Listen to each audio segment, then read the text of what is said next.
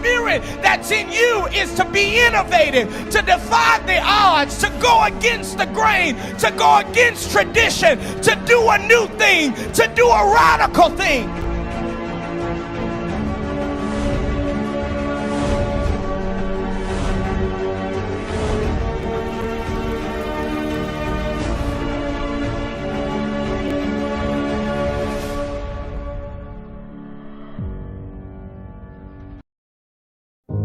The Bible contains the mind of God, the state of man, the way of salvation, the doom of sinners, and the happiness of believers.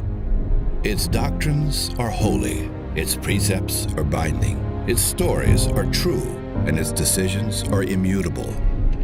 Read it to be wise, believe it to be safe, and practice it to be holy. It contains light to direct you, food to support you, and comfort to cheer you. It is the traveler's map, the pilgrim's staff, the pilot's compass, the soldier's sword, and the Christian's charter. Here, paradise is restored, heaven opened, and the gates of hell disclosed. Christ is its grand subject, our good the design, and the glory of God its end. It should fill the memory, rule the heart, and guide the feet. Read it slowly, frequently, and prayerfully. It is a mine of wealth, health to the soul, and a river of pleasure.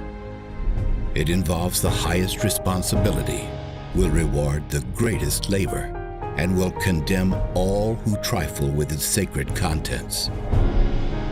Pray it in, read it through, live it out, and pass it on.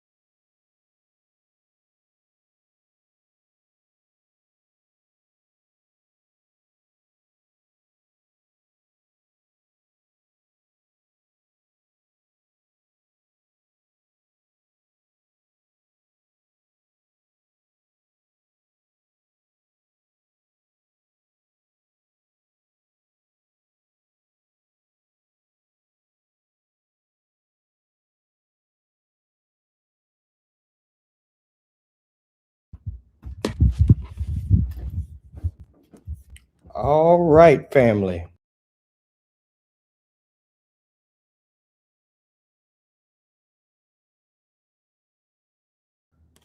All right, family. This is a super Saturday and the day that the Lord has made. We are certainly rejoicing and glad in this day.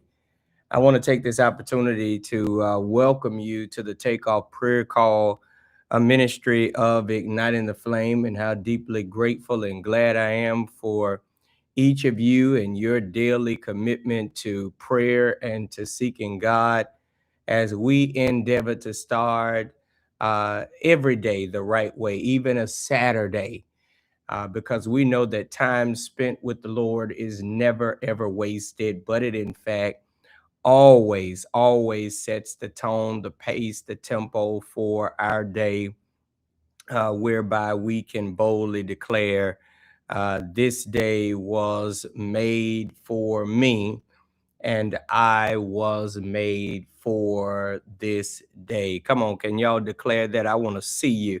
Put it in the chat. Come on, let me see you on this Saturday. This day was made for me, and I was made for this day. And that's why we're starting it off the right way. And God has given to us Igniting the Flame as the evangelistic ministry that brings us this daily message of encouragement, of empowerment, igniting us as we go forth into our day even the more. We are a movement of flame igniters in various cities and states across this country who collectively have taken the mandate from the Lord to creatively reach the least, the last, and the lost through the power of our talents, testimonies, and technology. And you are a part of it.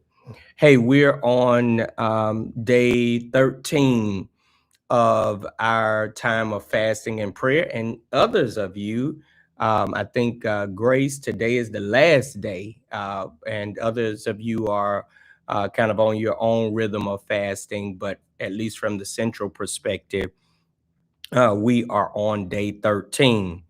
I thought about something really interesting. A moment ago, I was upstairs in a room and I forgot. How many of you have certain spaces in your house or maybe on your job where you lose connection? It's like if you on a call, the call drops, And I was in that space just a moment ago and was getting ready to come on to the broadcast.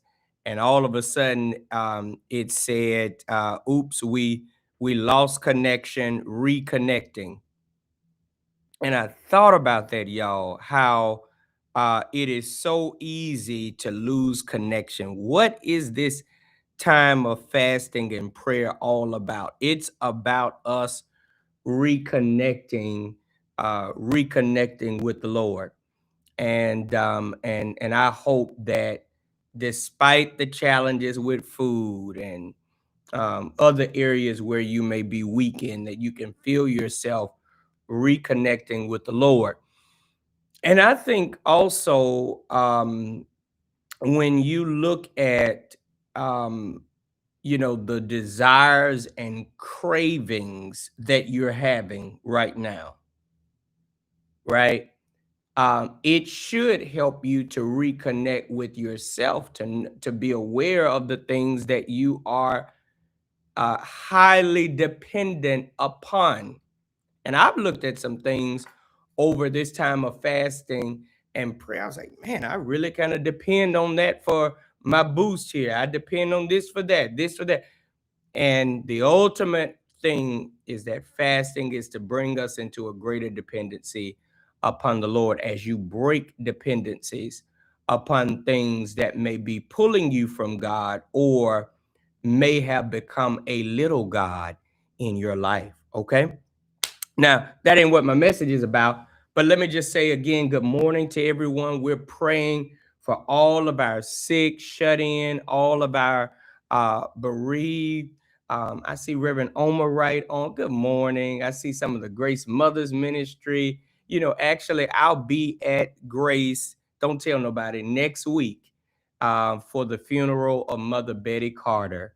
And next Wednesday is the 1 year since my father-in-law, Mr. Rodney Rudolph, transition. Will be in Montgomery for a balloon release for that on Wednesday, and then I'll drive up to Atlanta on Thursday. So I hope to see some of my Grace family. It's really been a year. It was the first Sunday of February. That was my last Sunday at Grace, and I haven't been back since. So I hope to see some of you guys. I also want to pray for the family of Sister Jimmy Wade, whose sister transitioned. She's being funeralized today. Let's really give added prayer to Sister Wade, as in the midst of all this inclement weather, she was not able to make it. And so we want to be in strong prayer for her. In Aiken, South Carolina, the family of the late Pastor Ramonda Speller, Second Baptist Church there. He'll be laid to rest on this coming Wednesday. So much is going on. But I also want to shout out our birthdays and anniversaries. If today is your birthday, today is your anniversary. Thank God for you and for your life and your love. And you know it. There's nothing you can do about it. We love you so very much. Hey, the final thing I do want to say: today is Sunday. Today is now. Some of y'all think I'm real crazy right now. Today at Central, it is Sunday. I want you to pretend today. In fact, you don't have to pretend. We're going to do Sunday on Saturday. We've done this before with the major races here. But today, in light of the inclement weather, we are doing Sunday on Saturday. This is in person only worship at 12 noon. In person only worship at 12 noon. I want you to help me get the word out. Can y'all help me get the word out about this? We are having Sunday on Saturday worship. I got a feeling, y'all, that God is really going to move in a special way. Our music ministry is prepared, media team prepared, ushers are preparing, other leaders are preparing, and I want to thank y'all for shifting and pivoting. And I want to appeal to as much of the Central family and our friends to join us in person at 12 noon. Now, so what we doing tomorrow, Pastor? Tomorrow, we're going to have the largest Sunday school that Central has ever had. We're going to have the largest Sunday school Central has ever had. It's going to be at 9 a.m. Now, I want you to check your emails for, I mean, just a full listing as well as the link. We're also going to text out the link. There's going to be adult classes. We're going to split the women and the men, and we will have our connections together. Okay. Two powerful teachers, same lesson. And then our youth are also going to have two classes. So it's going to be a great, great, great time. And can we break the record here? We're going to break the record and make this the largest Sunday school Central has had, 9 a.m. as they are projecting the inclement weather. And then we will have morning worship at 10 a.m. 10 a.m. Facebook and YouTube only. Facebook and YouTube only. Okay, y'all got it? All right, so today is Sunday because we're having Sunday on Saturday, and I'll see you in just a few hours. Come casual, you ain't got to dress up. But if you want to make it feel like Sunday, you can dress like Sunday if you want to. All right. Again, remember to be safe all across this country. Snow, inclement weather. And for us here in Pittsburgh, the worst travel is between 4 a.m. Sunday and 4 a.m. Monday, projecting snow to begin at 8 p.m. tonight. That's why we're doing the noon worship. So there's a rationale. We are not canceling worship. We're simply adjusting worship. All right. So let's go with the flow and make the adjustment. Hey, this morning, as we are on day 13, I want to call your attention to Psalm 26 and 2. 26 and 2. I hope that you've been enjoying these chapter 26 series. Yeah, it has been a wonderful journey. And today we want to look at verse 2. Psalm doesn't have chapters, but we're going to look at the 26th Psalm and verse number 2. Examine me, O Lord, and prove me. Try my mind and my heart. Can I read that one more time? Examine me, O Lord, and prove me. Try my mind and my heart. I want to talk this morning. Try me, Lord. Can you say that? Try me. Try me, Lord. You know, in this mixed up world, it's hard to live in true integrity. It's a challenge. And family, there are moments in life when you stop trying to explain yourself to people and you learn how to make your case with the Lord. Now, some of you ain't never had this happen to you before, but have you ever had rumors flying around about you? Yeah. You live long enough. Have you ever had your motives in question? Come on. When people got their name in your mouth and your integrity is being challenged, what do you do when rumors are flying?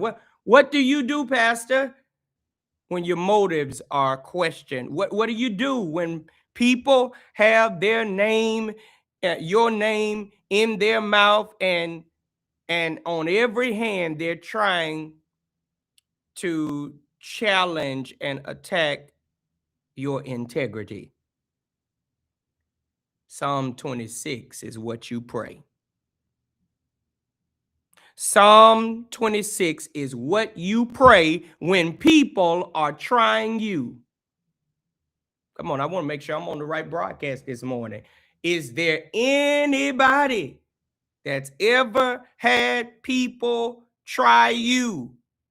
And in the face of that, Psalm 23 is the prayer you pray when people are trying you and you are tired of defending or trying to defend yourself. You have to take your case to the Lord. Somebody say, I'm taking it to the Lord. Somebody declare it, I'm taking it to the Lord. Now, I'm a preach at 12, but I feel like preaching right here at 8:18 or 7:18 for some of you.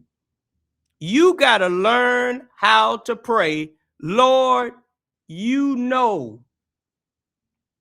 Lord, you know me. See, David is in that kind of moment right now.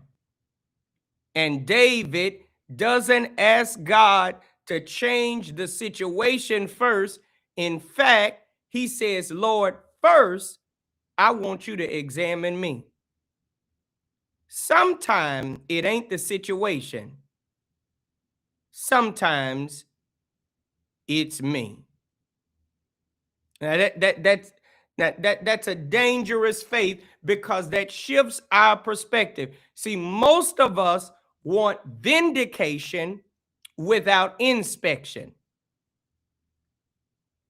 And sometimes our situations are just, let's parallel it to like an emergency light on the car. Come on. So sometimes when situations come, situations are indications for inspection. There are opportunities for inspection. And watch this, David says, Lord, try me. That's what he prays, and that's what we're going to pray today. Now, again, Psalm 26 is a psalm of David, and it is written during a season of accusation. Now, the Lord is speaking through these chapter 26. And I think what I'm going to do is pull them all together and somewhat give not so much a prophetic insights, but somewhat year guideposts. That's what we'll call it, guideposts. But one of the things you gotta expect in 26, I hate to say it this way, expect people to try you. That you cannot be surprised when accusations come your way. You cannot be caught off guard when your integrity is questioned. I want to say this to us flame igniters because the Lord has been saying to me, Courtney, I am speaking into the year, your year and the year of Central and the year of the flame igniters. And I hope that they are taking note that each of these 26 are designed to give you prophetic insights and guideposts into what I should expect in this year and how to handle it. And so David is in a season of accusation. Don't be surprised when accusation comes. Scholars, in fact, believe that David is surrounded by enemies, that actively he is being misunderstood by people close to him, and that he's possibly being lumped in with evildoers. But notice, hey, all right, this is how you got to respond. Instead of lashing out, instead of calling names, instead of fighting with flesh and blood, David takes his case to the highest court. How many of you got some right now that's pending right now? You got some pending right now. And the Lord says to us this morning, take it to the highest court. Take it to the highest court, where God is the judge, not the street committee. David here is the defendant. And as his integrity is being called into question, he walks us through making the case in the highest court. The highest court in the land is not the Supreme Court. The highest court for the believer is the holies of holies, in the throne room of God in prayer. Now, David starts in verse number 1. He says, "Vindicate me, O Lord, for I have walked in my integrity." Now, this is not a claim of perfection, because none of us been perfect. I want to go and say that right now. None of us get to claim perfection. But there's a case to be made when you've been consistent with God. I haven't been perfect, but I sure been faithful. Y'all remember Bishop William Murphy sung that. See, integrity doesn't mean you never fail. It means, though, that your heart is in alignment, that your walk is sincere, and that your motives are clean. David said, Lord, I hadn't walked perfect, but at least I kept walking. I've been walking straight. That's a bold prayer now.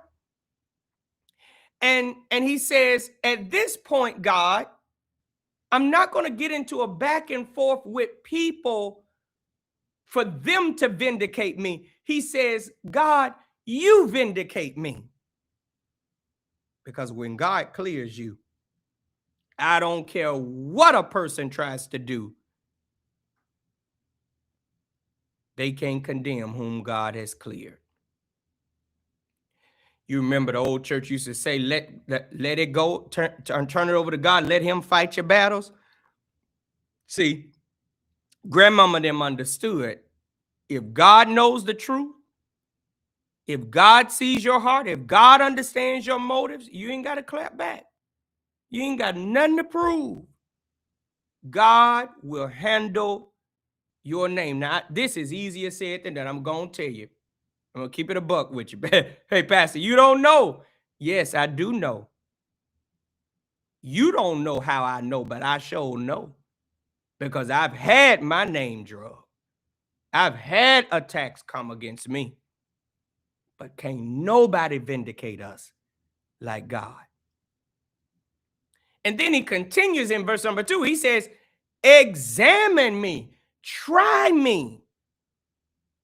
David is not afraid of inspection. He invites God to examine his actions, to test his thoughts, search his motives. Hey, that's even riskier. Because if God examines you, then he may expose something in you before he deals with something around you. Did y'all hear what I said?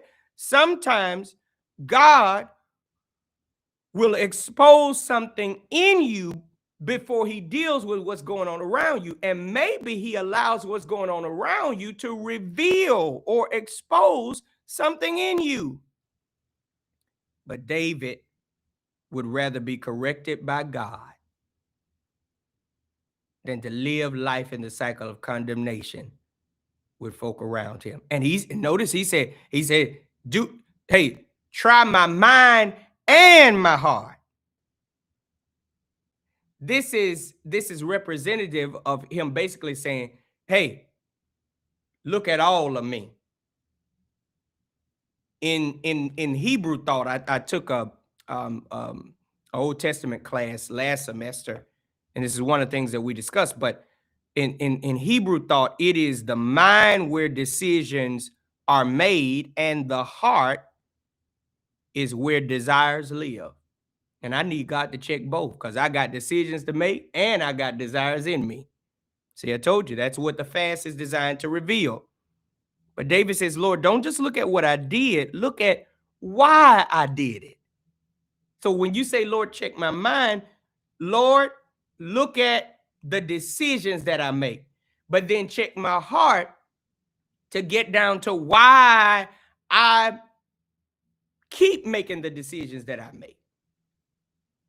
This goes back to Proverbs 26 and 11 that talks about how the foolish person is like the dog going back to the vomit. In that moment where you see yourself in a cycle, and I've been in cycles, all of us at some point will be in it. When you see yourself in that cycle, then that means, Lord, check not only my mind, but check my heart. Why is it that I keep going back?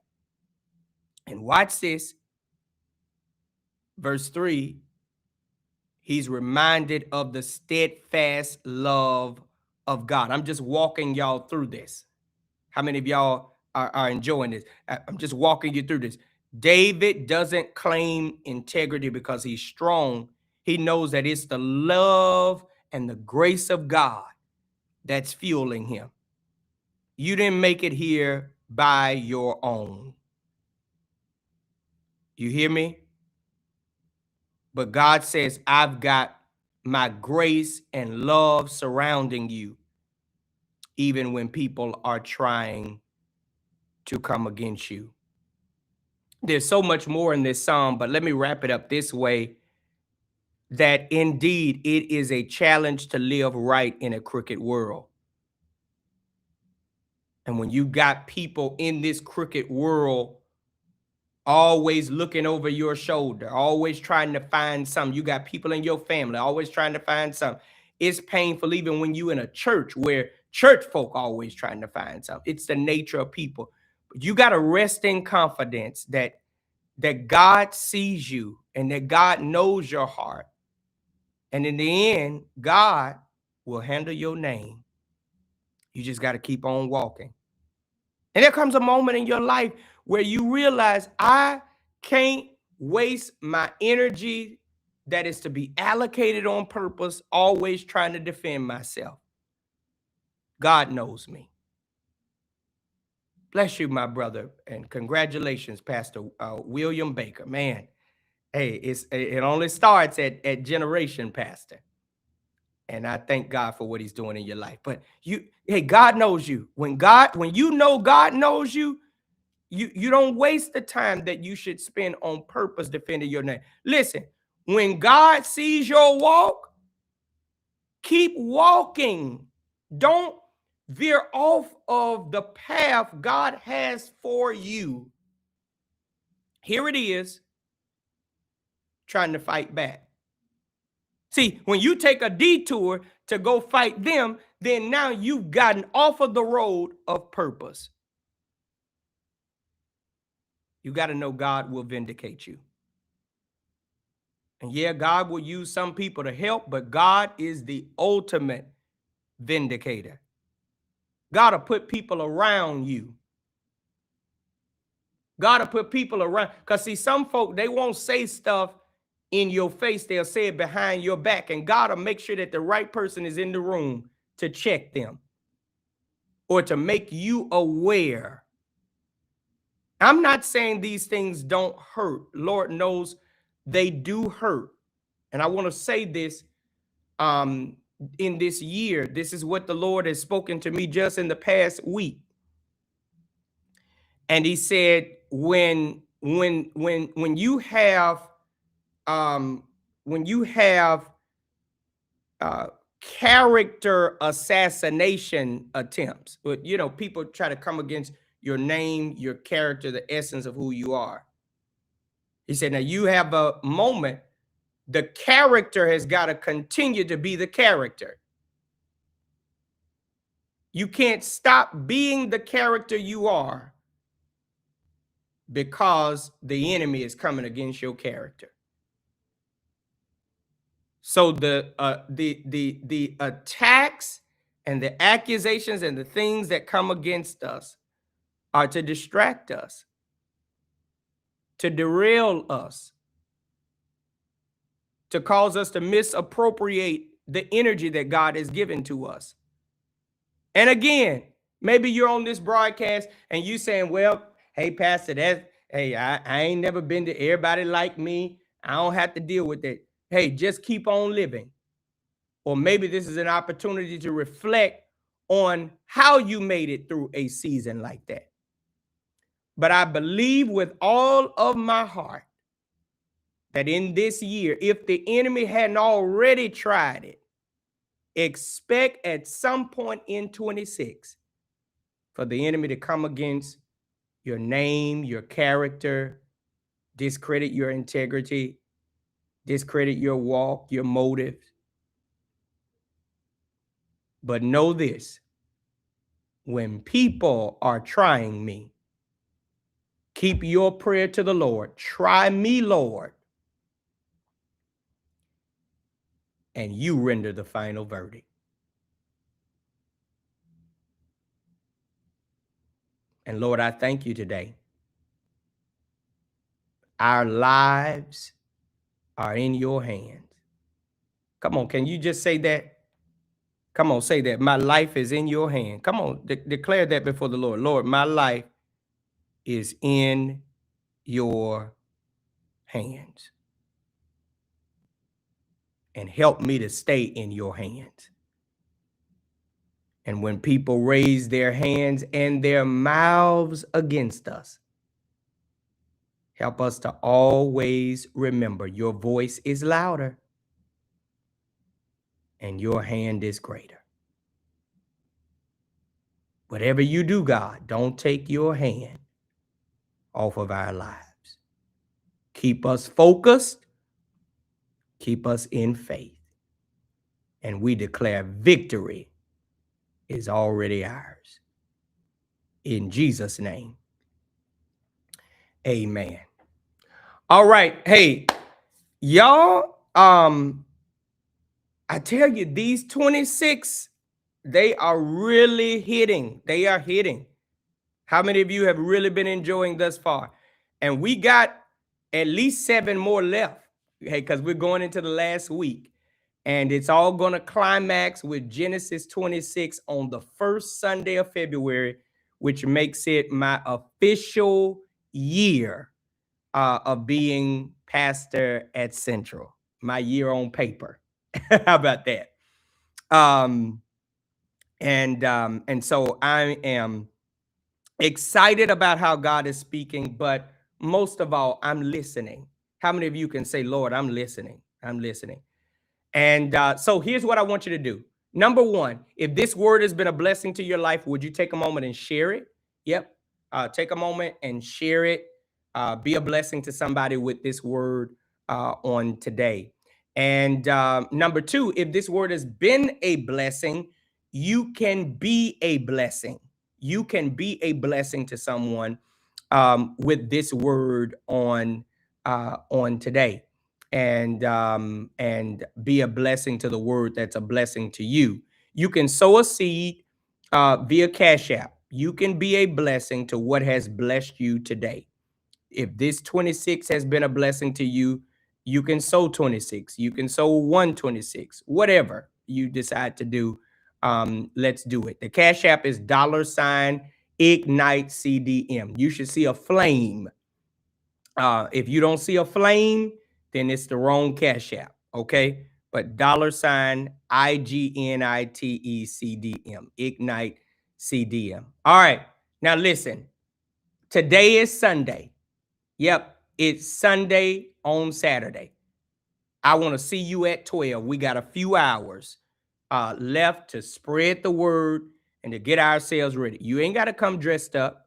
You can come casual, but I'm telling you, there is a word for you on today. Can I give you a hint? What's snow to a farmer? What's snow? I want you to think about that. What's snow to a farmer? We'll talk about it later. But today, in person only. We're not streaming this service. We are not streaming this service. So you got to be in the place. There's a word on Wiley for you at 12. We ain't going to be there all day because I want to get you back home. Tomorrow, we will be on Zoom for the largest, biggest, if I was saying it like Trump, it's going to be a bigly Sunday school. Sunday school is going to be bigly at 9 a.m. on Zoom. We're going to have a Zoom for the adults and a Zoom for the kids. And I want to max out both. Can y'all help me with that? And then morning worship will broadcast at 10 a.m. Facebook and YouTube tomorrow. This is the decision. Now, every church is different, okay? We are not canceling worship. We've only modified it. Please be safe.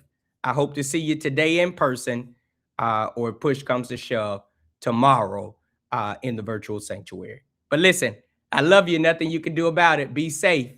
Be blessed. And remember, when people are trying you, let God try you. He's the ultimate judge. He'll vindicate you. Be blessed.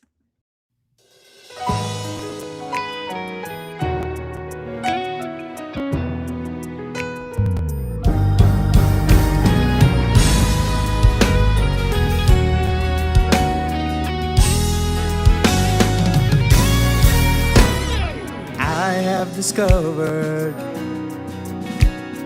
evil wants to overtake me. I'm encouraged to keep his light shining in me. No longer bound beneath the load of guilt and shame. And if you're in darkness, he can bring a change. Like your flame, don't be ashamed. Don't be ashamed. Lift your voice, stand and proclaim. Lift your voice. Prove what God can do. What God can do. Show others He lives in you. Lives in you. Oh, ignite your flame. This is what He wants you to do. Oh, ignite. Light your flame. I believe you can do it. Listen, I know it may seem hard right now, but I discovered that evil wants to overtake me. But I'm encouraged. I've got to keep the light shining. No longer bound beneath the load. And if you're in darkness, I know He can make a change. Make a change. Don't be ashamed. Lift up your voice. Stand and proclaim. Be living proof What God can do. what God can do. Others, He lives in you. Ignite. He wants to use you. He can give you a brand new start. Light your flame. It's